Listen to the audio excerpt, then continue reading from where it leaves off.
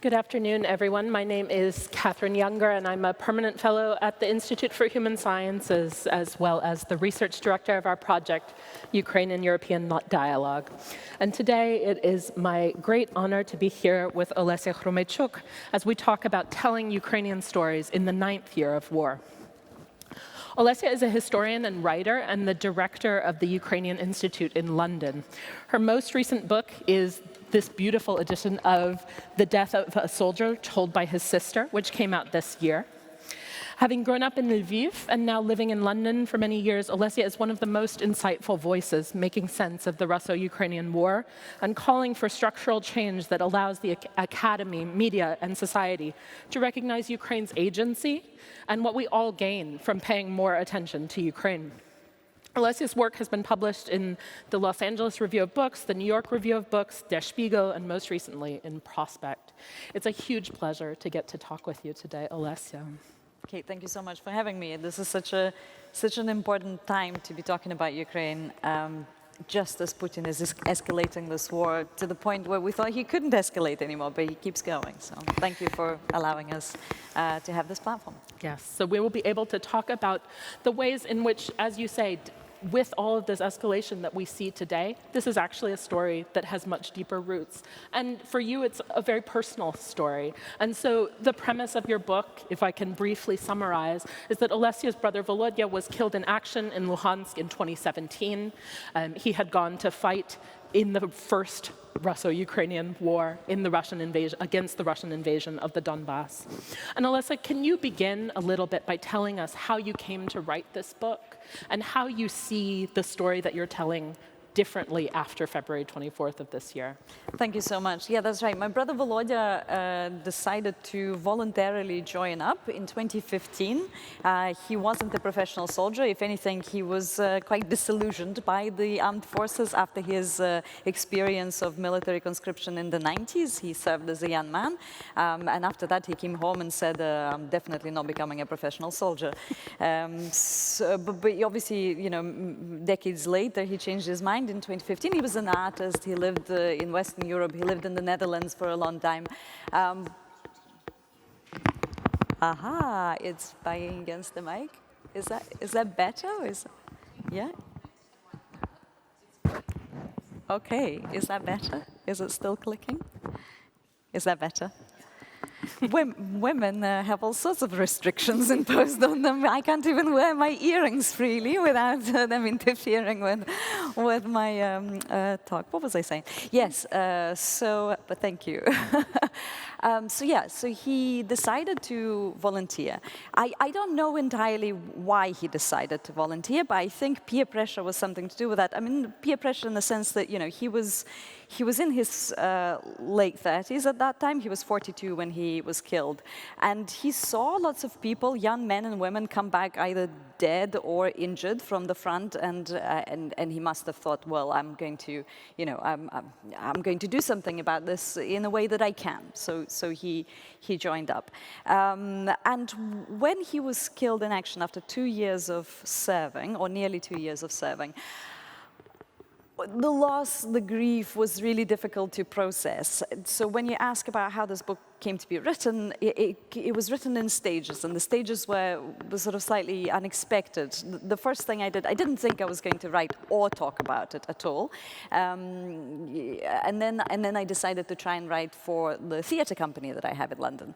So I started to write little sketches of some of the experiences. One of the first things that I wrote was trying to buy army boots for him, which was quite a saga to get the right size, the right type of army boots that he wanted. At the time, Ukrainian army was still struggling with provisions, including uniform boots and so on. So I wrote that sketch, I brought it to my theatre company, we started to play around with it, and we realized that we can make a documentary piece out of it.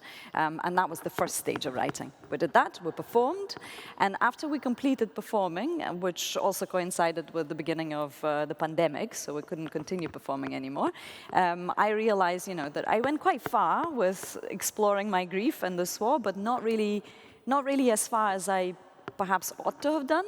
It was also the time when I felt very strongly Ukraine fatigue, not just descending, but being firmly upon us, totally consuming us. Nobody knew that the war was still ongoing. People were surprised when I mentioned it. Everybody, you know, the better informed people thought that it was a frozen conflict. The people who were even less informed thought that it had been over for a long time. So I thought, okay, I need to write more. I wrote over that summer. It was a sort of writing frenzy.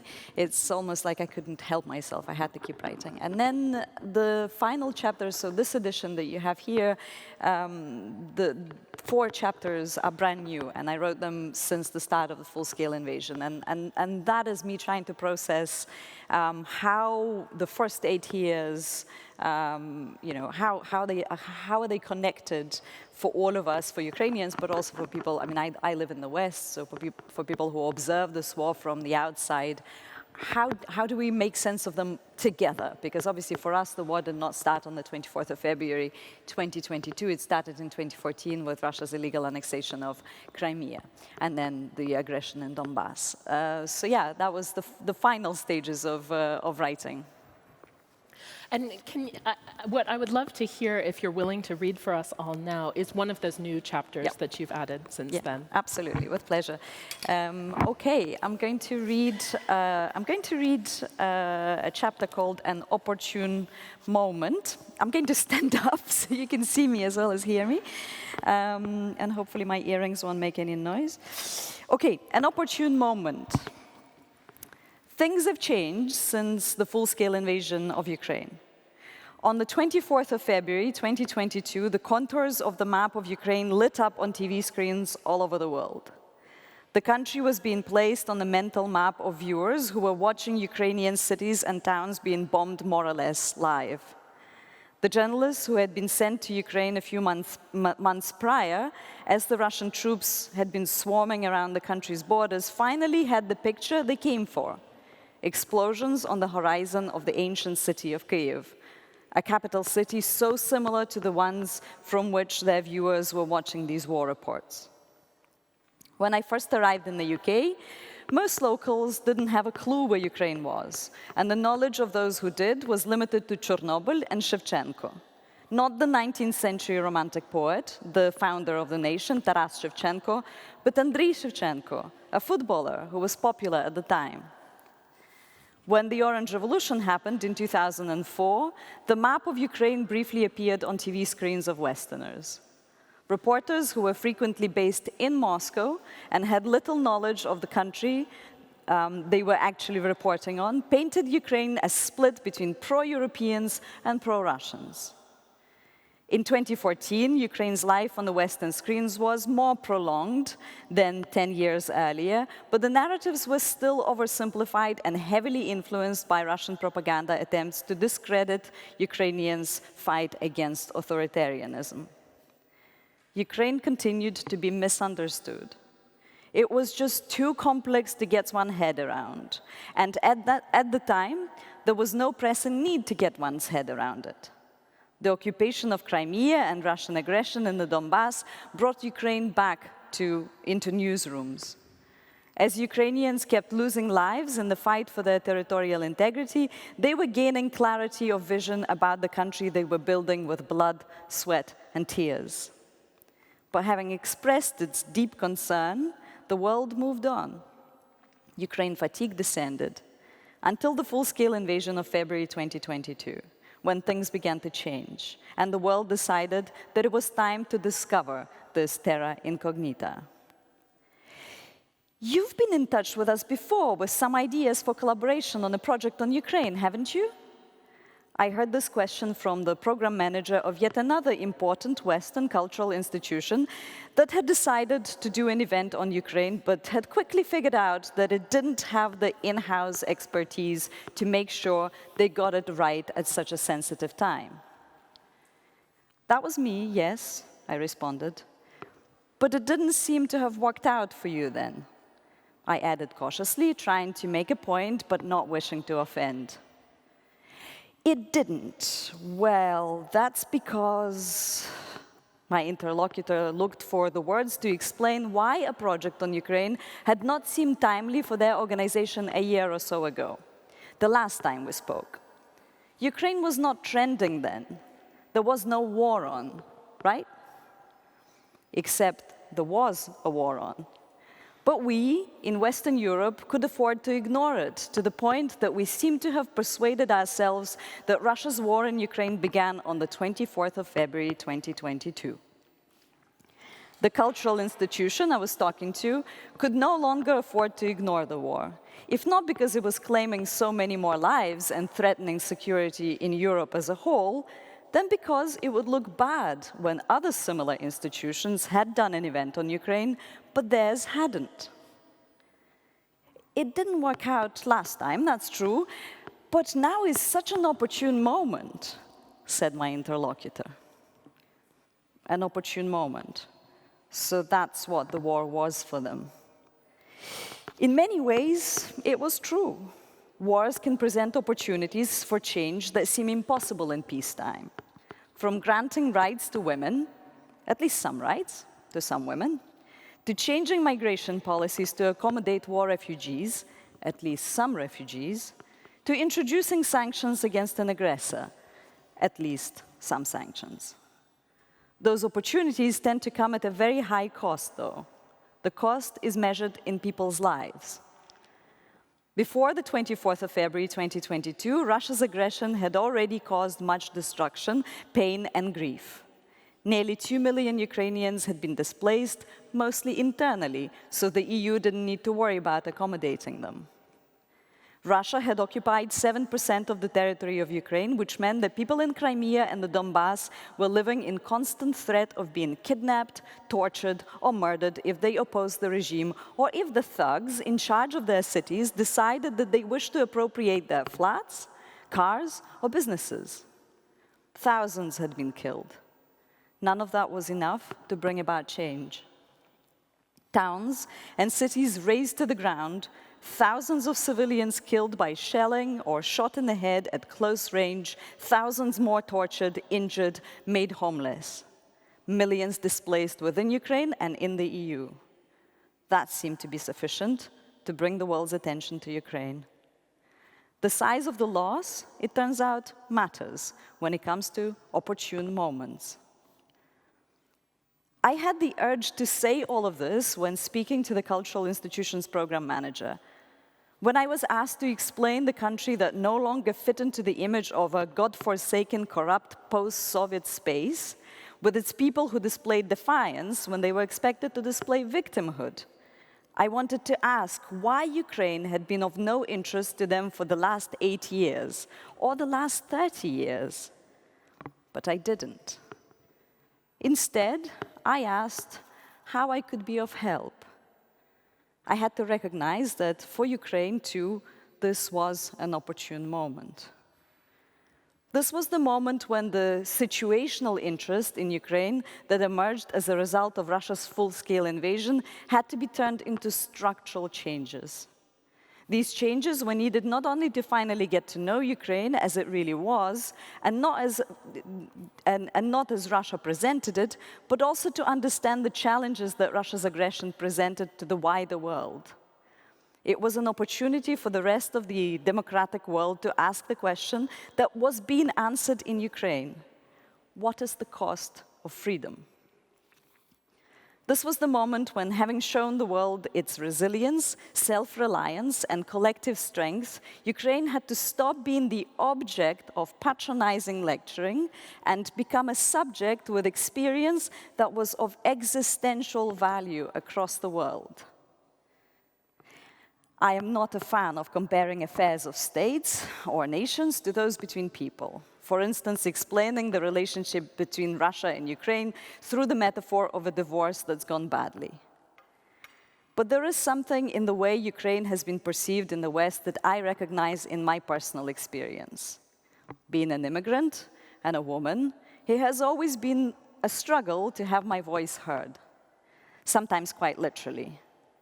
To have the courage to raise my hand and ask a question in a Q&A session when all other raised hands were those of older men. To speak with enough confidence so that people listened not to my accent, trying and failing to place it on their mental maps, but to the meaning behind my words. To break through a wall of ignorance veiled as superior knowledge.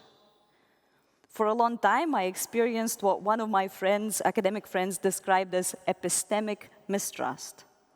Referring to the same experience, another friend referred to those of us who had raised the alarm about this war, but had not been heard as modern-day Cassandras. That is, we found ourselves in possession of the sort of knowledge that was vital, but not desired. As the doors that had previously been shut began to open, and people who would not have given a second thought to Ukraine began to arrange talk shows, write op-eds, and curate exhibitions on the country, they started to look for a Ukrainian voice that could explain to them everything from Volodymyr the Great to Volodymyr Zelensky, preferably in the 5 minutes they had allocated for this, and in a form that was accessible. However, while being given the voice, I still felt like someone who was expected to contribute her local knowledge. For instance, to explain how to pronounce the unreasonable combination of consonants in the name of a city such as Zaporizhzhia. Or as someone who could talk emotionally and passionately just before the real commentators were brought on to discuss the same issues objectively. While I was being invited to participate in a conversation, I was not being invited to steer it. The familiar epistemic mistrust was turning into epistemic exploitation. It took a while for me to decide that this was the opportune moment, not only to fill the huge gap in the knowledge on Ukraine, but also to shape the questions that were being asked, to retain attention on Ukraine when the discussion turned to Russia, to promote Ukrainian anti-imperial literature to those who bemoan the decolonization of Pushkin, Tolstoy, Dostoevsky. Not only encourage the epistemic trust of Ukraine, but also reveal the epistemic value of the experience possessed by the country and its people, the country that surprised the world. The international community gave it 3 days before it would fall to Russian aggression. Instead, we witnessed the unprecedented resilience of the state and astounding defiance of its people. For those people, the lines from Shevchenko, the poet, not the footballer, were not some dusty words pulled out of a drawer once a year to be recited with pathos beside a monument. Since the 19th century, when they were written, they have served as a call to action. In 2014, when Shevchenko's portrait, creatively dressed as one of the protesters, peeked through the barricades on the Maidan, they were reminders that the fight was just. Since February 2022, they are a statement of fact. Keep fighting, and you will prevail. God himself will aid you. Truth and glory stand beside you, and the holy freedom. The Ukrainian people have no tradition of venerating their political leaders. Unlike in Russia, politicians lose the support of their disillusioned electorate as soon as they betray their promises, which is very quick, to be honest. What Ukrainians do revere is freedom. This value of freedom was shaped by the lived experience of generations who were forbidden from speaking their language, or even perceiving it as a language. Denied statehood and thus political representation, whose culture was belittled and misunderstood. The culture that expressed the urgency of freedom from external colonizers and internal oppression for the nation's survival. But if it is spoken or recorded in a language that isn't really a language, why bother exploring it? Epistemic mistrust of the entire nation, its people and culture created a gap the size of 230 square miles, about 2.5 times bigger than the UK. I'll let you do the calculation when it comes to Austria. If this gap is filled with everything from Pushkin to Putin, how will the epistemic mistrust be overcome? How will it be understood that for Ukrainians, freedom is not something to be taken for granted, like it is for some people west of them, or something to be feared, like it is in the country to the east? It is something to be experienced. As Ukrainians were fighting for their freedom with everything they had, from weapons to words, an opportune moment presented itself for the world to discover what inspired that fight. Thank you.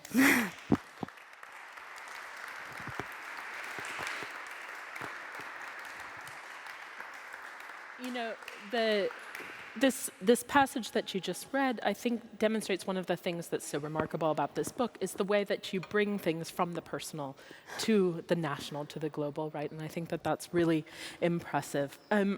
So there's a few things that come up, themes that come through in this beautiful book that I think are worth exploring and helping us understand what's going on here. One of them has to do, and this goes back to what changed after February, right, is to some degree the scale. The experience that you had personally with your brother's death is now being experienced by everyone in Ukraine to some degree and the broader world. So one of the themes that you explore is this dichotomy between, on the one hand, you know your brother as a civilian, right? You know him as an artist, you know him as a jokester, you have this image of him, and then you're confronted with the reality of him as a soldier after his death in some ways. And this is something that we're seeing more Ukrainians across the border having this experience now, right? Of finding themselves in this position of dealing with military much more on a daily basis. And I wonder how you see that changing Ukrainian society and Ukrainians. Yeah, that's such an excellent question. I also admit fully in the book that, you know, I was extremely critical of militarization before. I wrote a lot. I mean, I'm a feminist. I'm a scholar of gender and war. I wrote a lot of anti-militaristic texts, and I can't say that my opinions have changed on that. I still think that militarization, the sort of processes that make societies value the military above everything else, including, you know, above human rights, for instance, right, is an extremely problematic situation. But that is not what I'm seeing in Ukraine at the moment.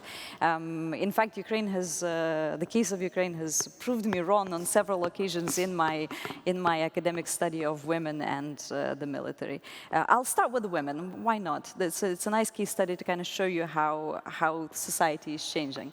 So when Russia's war against Ukraine began in 2014, a lot of women went to the front to serve, but our legal restrictions were such that prevented women from serving legally. They were either there completely illegally because the occupations that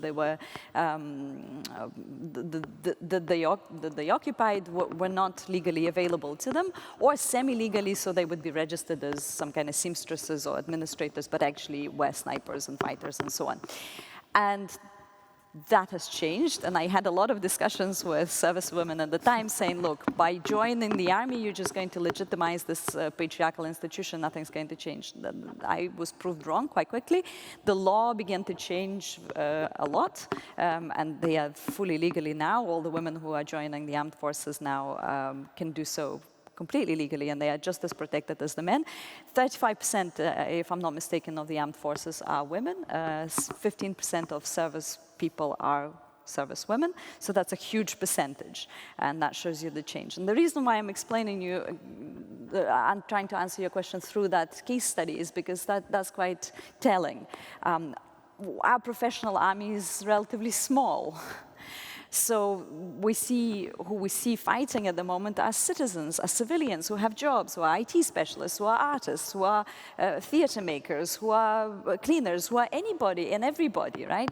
And they are the ones who have joined the armed forces, whether it's territorial defense or the actual military units, because they are defending their land, and they can't wait to go back to their civilian jobs. Believe me, a lot of them want normal life, normal civilian life. So the switch between citizen and soldier is not so easy to negotiate now. That's one thing. The other thing is that society as a whole is involved in this war. Whatever you are, whoever you are, whatever your job is, you find a way to contribute to the war effort by volunteering, by contributing money, by, I don't know, after work going and doing some masking nets. Whatever it is that you can do, you do.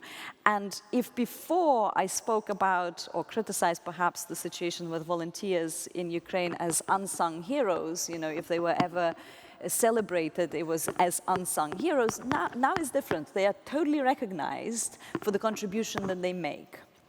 So I think that's the major change that I've experienced, and we should all be looking at Ukraine to learn from how the entire country, entire society is fighting in this war. And, oh, I can hear it now, yeah. I will take it off. Because it shows you how Ukraine is I like that phrase a lot, a network nation. You know, everybody gets plugged in and they work together and they put their differences aside and, you know, they know what the goal is and they work collectively towards it. Another theme, you know, probably the centerpiece of this book in some ways is your travels back to Lviv for your brother's funeral to deal with the paperwork surrounding his death, all of these sorts of things. And one of the things that you tell about very strikingly is the mythologization that's happening of these veterans, of those killed in action, right? You know, you tell of the funeral at the Charkiv Cemetery, the kind of historic cemetery in Lviv, where fighters from a variety of wars have been buried. You tell about the news stories that portray him as having returned to Ukraine to fight when in fact he came back to Ukraine beforehand. And I'm interested in this kind of notion of mythologizing. And personally, I am often quite allergic to this, right? But in some senses, it feels more welcome since February, perhaps because of the scale of this, perhaps because of the moral clarity. And so I wonder how you think about the role mythologization of the military of this war is playing in Ukraine. Thank you. So I always understood the role of heroic narratives. I was critical of them, but I understood the function of them. The function is to allow societies to process trauma in some kind of way, right? And I've just been to Ukraine. I came back a couple of weeks ago. First thing I did, I went to my brother's grave. And when I got to the military pantheon, for those of you who know Lviv, the Charkiv Cemetery is this grand cemetery, the main graveyard of the city, and there's a large part of it is a military pantheon. And it was full. There were new graves from this stage of the war, but it was full, that's it. No more soldiers can be buried there because there's no more space. And they started to be buried outside of the cemetery in this huge field where the Red Army soldiers of the Second World War had been buried. And I counted 100 new graves. These are just the natives of Lviv, not the oblast, not the region, but the city. 100 new graves. And the 100 new graves looked like a very tiny proportion of the whole field. And I stood there and I thought, all right, I don't know when I'm going to be back next, but when I'm going to be back, half of this field might be full. The whole of this field might be full. How do we process this loss? We have civilian loss to process, we have enormous military loss to process. And I think, obviously, this, what you describe as mythologization, but I also talk about sort of heroization of the narratives, is going to be one of the ways to process it. But also, let's remember, there isn't really censorship in Ukraine. There isn't censorship in Ukraine, full stop, whether in the media or in the publishing world. Veteran literature is enormous already. So there are avenues to tell these individual stories, to tell them honestly, to perhaps demythologize some of the narratives that will certainly be produced, especially by the state, to bring them back home, to give a variety of experiences and voices. And I think it's also up to us, to academics, to people who have this public voice, to make sure that those voices are heard.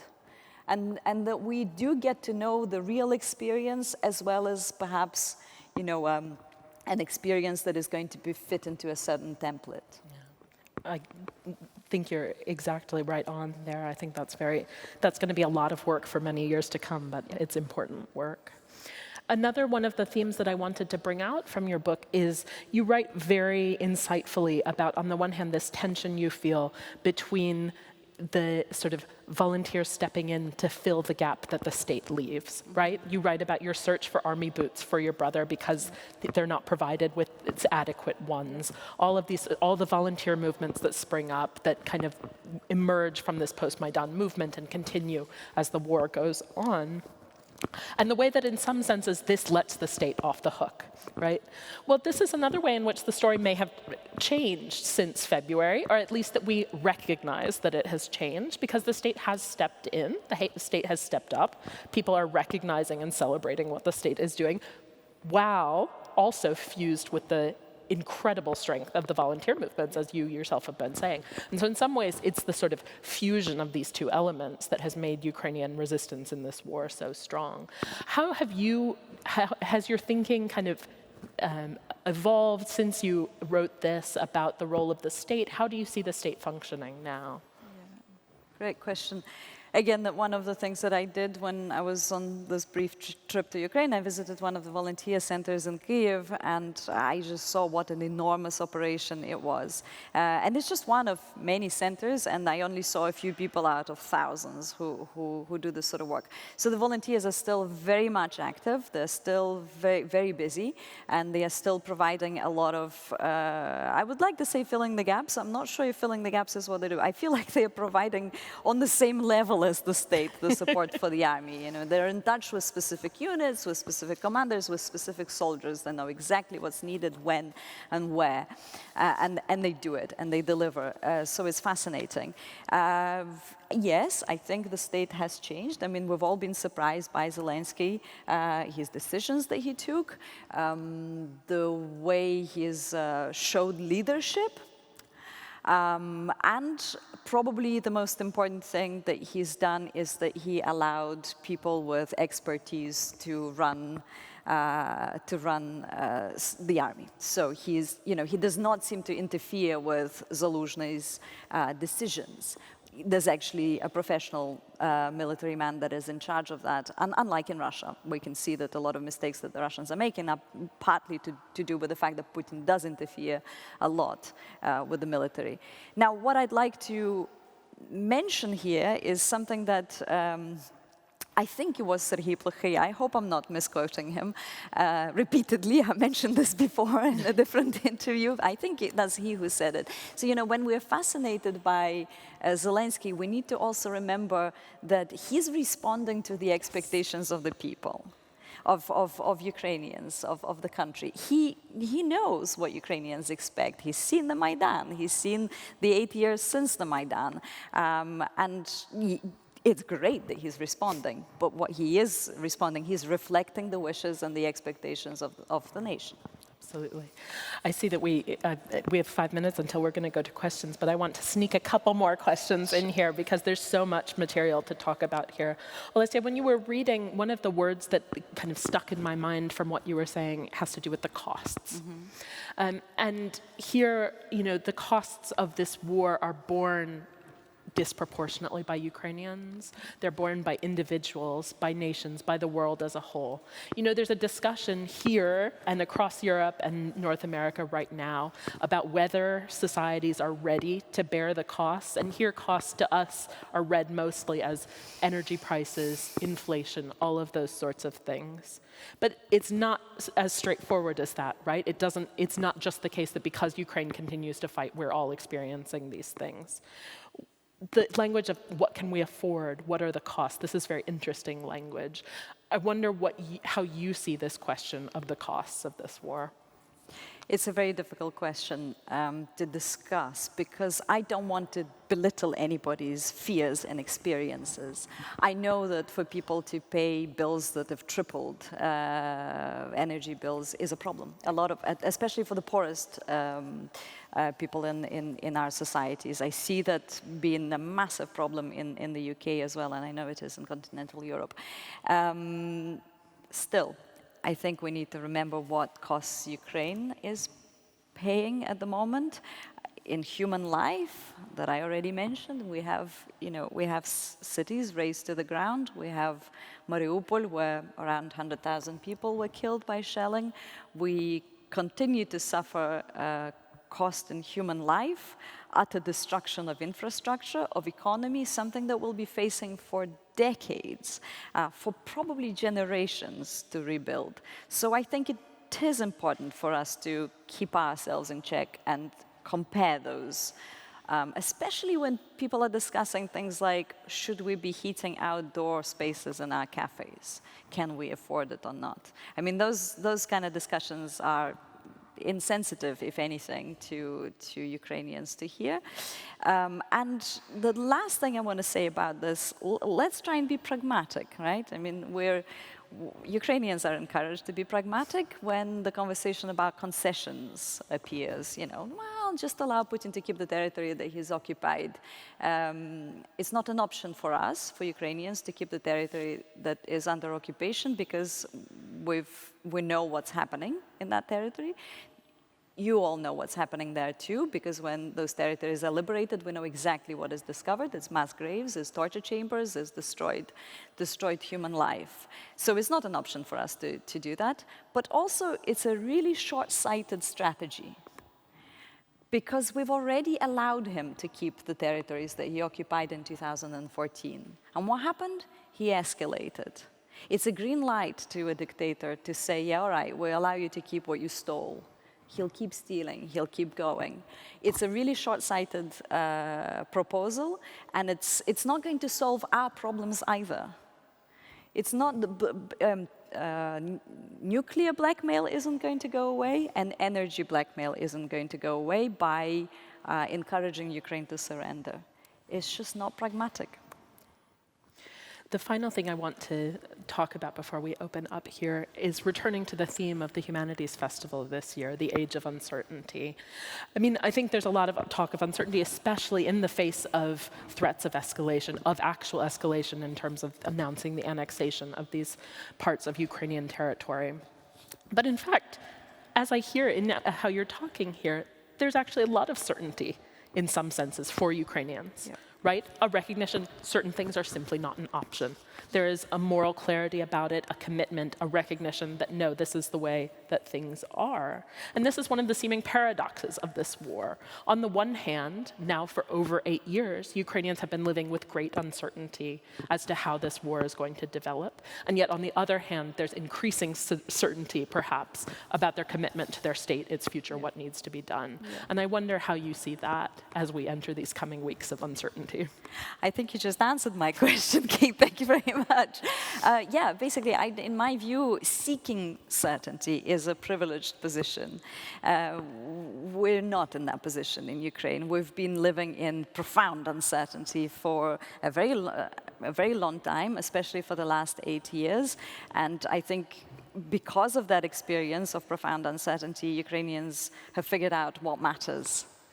And what matters is the survival of statehood at the moment. Because without statehood, there's occupation, there's complete dismissal of the rule of law, there's a destruction of what's been fought for so long. And yeah, I guess the only certainty is in that we'll fight until we win, until it's necessary to preserve the country, to make sure that it survives. And that certainty keeps people going. I was telling you that I was meeting volunteers, people who have been really involved in the various aspects of this war outside of the trenches. They're exhausted. They're absolutely exhausted. I've never seen such burnout in my life, but they are certain that they have to keep going, and I think that's what keeps them going. Thank you so much, OLESYA. Thank you, Kate. All right, we now have some time for questions from the audience. We will go ahead and try to collect a few questions so that people can make sure to get their questions in if they would like. Please just raise your hand and we'll get a microphone to you. Oh, yeah, Kirsty, go ahead. Yeah.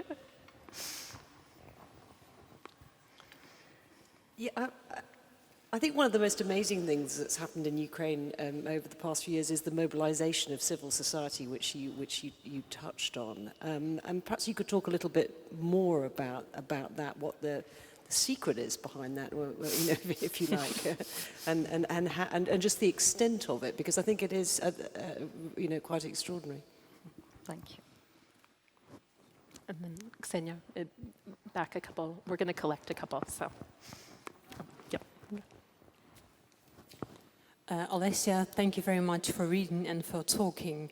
And Kate, thank you very much for great questions. And Olesya, I totally admire the way you speak and the way you weave your thoughts and the way you're sure about what you're talking about. And actually, I also admire the way that academics put some words in the way that it's heard by the people on this really high level. And there's a word that I was thinking about, and it was mansplaining. This is something that I can't really personally, it's really hard for me to deal with. And I would really like to ask you as a public person, as an academic, as a great speaker, as a writer, do you have any, like the recipe, whatever, the way, the recommendation, how to train yourself to deal with this kind of stuff? Thank you very much. Do you want to go ahead and take those two? My goodness, yes, I'll give it a try. Thanks so much for that question. I love talking about that, to be honest. The practical thing, I suppose, it kind of really escalated 9 years ago now, the Maidan. Civil society had to replace the state. Yanukovych ran away, and there was power vacuum, and it was really important to keep going, not to let the state collapse. And I think those 3 months of protesting really allowed people to organize themselves into lawyers unit and makeshift hospital, because you couldn't, often people were kidnapped from hospitals by the riot police. So, either there would be a guard outside of the hospital making sure, civilian guard, right, unarmed, and making sure that their fellow protesters who were being treated would not be kidnapped, or they would make their own hospitals arrangements and so on. So they recreated, the protesters recreated the state to a large extent, and those groups stayed on, and they continued to work really well after the start of Russia's aggression in Donbas and occupation of Crimea, and they just evolved and started to also hold the state institutions to account, making sure that the officers that were there to do that kind of work were doing that work. I think that's something that was profoundly misunderstood in the West, that society changed a lot in those 8 years. Because I often ask various colleagues that I meet, not just colleagues, but politicians in particular, why did you mistrust Ukrainians so much on the 24th of February and just before, with weapons, with help? Why did you think we were going to fall in 3 days? It's an odd thing to assume. For me, it was very surprising that people were so sure. And they focused on corruption in state institutions, in the army to some degree as well. But they missed this change in civil society, which I think was an important developmental stage for Ukrainian society, for Ukrainian statehood. But I'd like to also mention that these things don't appear overnight, and the reason why it was there in 2014 is because we've had several decades of making our voices heard before that. And frankly, we have a culture of that kind of resistance. So often, Ukraine is dismissed as an ahistoric nation. Oh, it's a new nation, it's only been around as an independent state for 3 decades. Okay, I mean, we could argue about that. As a historian, I would like to argue, because there's been, experience of statehood before that. But statelessness, for me, is not a weakness. It's something that shaped us into who we are. Statelessness meant that we've been striving to have our own state for a long time, and we do not like imperial oppression. So if you look, I quote from Shevchenko in that passage that I read, but if you look at the trinity of Ukrainian literature, Taras Shevchenko, Lesya Ukrainka, Ivan Franko, or indeed many others, it's all really anti-imperialist work. You know, it's resistance to oppression, which I think really lives on now. It's not surprising to me at all to see graffiti of Lesya Ukrainka or Taras Shevchenko on the Maidan, and those images are continue to be used now in the context of Russia's war against Ukraine. 19th century fin de siècle figures are familiar to us, you know, as if they were our contemporaries. I wonder if it would be possible to imagine a situation where Brits take to the streets and hold a poster of Shakespeare, you know, being dressed as a protester. I'm not sure. I can imagine Robert Burns maybe in Edinburgh, or Glasgow. Yeah, but there's a culture of resistance. All right. Do we have? Oh, sorry. Our recommendation. Oh my goodness. There's a reason why I forgot. I'm just terrified to answer that question. But thank you. It's very kind of you to say that my words are heard. I suppose the only thing that gives me any strength is believing in what I say. I mean, I really do only say that which I believe in. And I don't know, I mean, use the opportunity. If you're not going to put your hand up, somebody else will. We've got a voice. All the other thing that I suppose pushes me out of my shell of insecurity, which is grand, is to realize my own privileges. I have this platform. I live in the West. I write in English. Lots of people don't.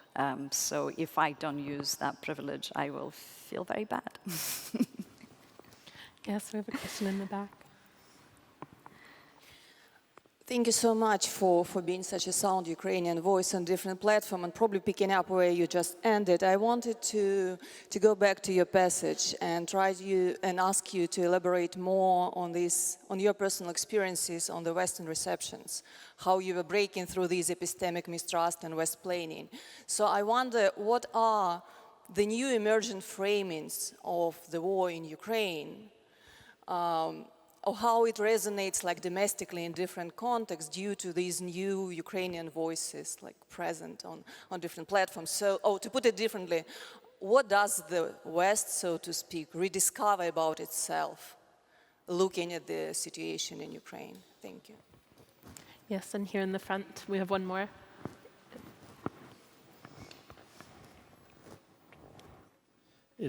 Thank you very much indeed for a most fascinating presentation. Obviously, also the Russian side was really taken by surprise that Russian-speaking Ukrainians were, first of all, Ukrainians and not Russians in Kharkiv and other areas.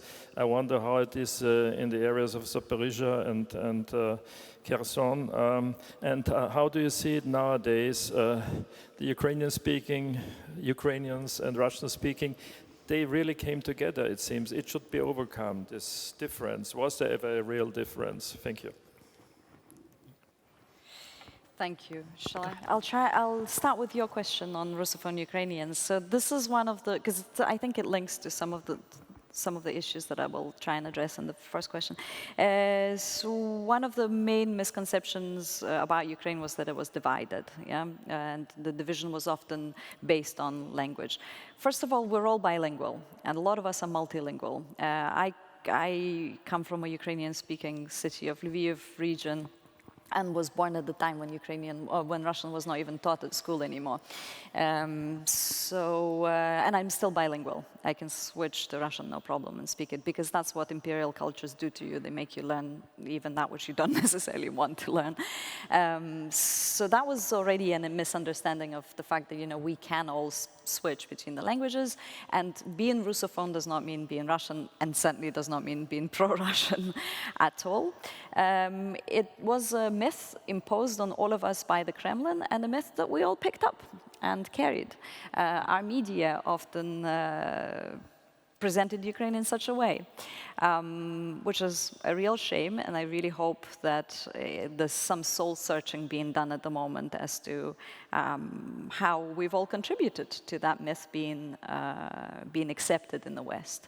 It is changing. I can see a lot of Russophone Ukrainians switching to Ukrainian. I have friends from Donbas who don't have the skills in Ukrainian to speak fluently yet, but they want to switch. And those who don't want to switch, that's fine, that's their choice. I was in Lviv. Lviv, for the first time probably in my experience, basically speaks Russian to some degree at the moment. So yeah, east and west, south, east, west, north are all in the same city at the moment. And I think while there might be some tensions, tensions are normal. Let's have a look at Britain, let's have a look at this country, any other country. There will always be political and cultural tensions in society. But I think we all know who our enemy really is. And I think through that encounter that we have at the moment, something good is going to come out, because we're going to confront each other's misunderstandings about each other's mutual stereotypes, and I can only see it as a positive change. So that's to answer that question. Hopefully I did answer it. So how has it changed? There were several questions, I think, in your question, so forgive me if I don't address all of those aspects. But yes, there's a big shift as to how Ukraine is perceived. So if before it was this blur, you know, a small country, I love that. The biggest country within Europe was perceived as small. Country of 40 million people was perceived as small. We don't understand, it's something like Russia, it's in the Russian sphere of influence, to, oh my God, it's such a defiant, badass country.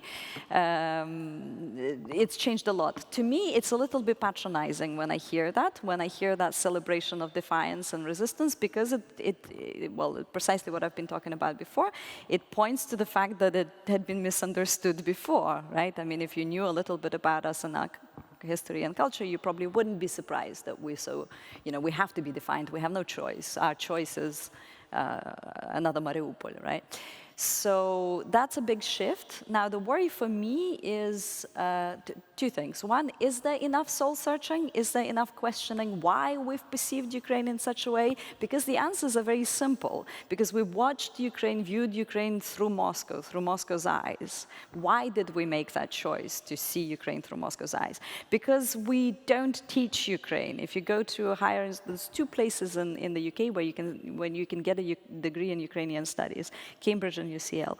If you go to a library, you'll see rows and rows of books on Russia and very little on Ukraine. The provision simply isn't there. It's always been, I mean, I taught for 10 years in various universities in the UK, and I've always heard this phrase, well, that just isn't the market. We will not have students to study, which is not true. Now I know it's not true, and even before the full-scale invasion, the projects that we had in the Ukrainian Institute showed that there is a lot of interest in Ukraine.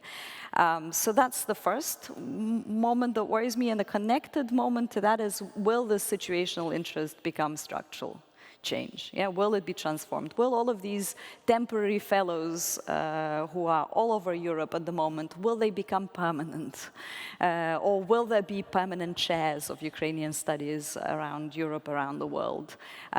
Will the communication with cultural institutions grow into bridges of, lasting bridges of work with institutions inside Ukraine, cultural institutions that are being destroyed physically at the moment, museums, archives, galleries, so many ruined places at the moment, right? So that has to happen, absolutely has to happen, if we really mean what we say about, admiring Ukraine.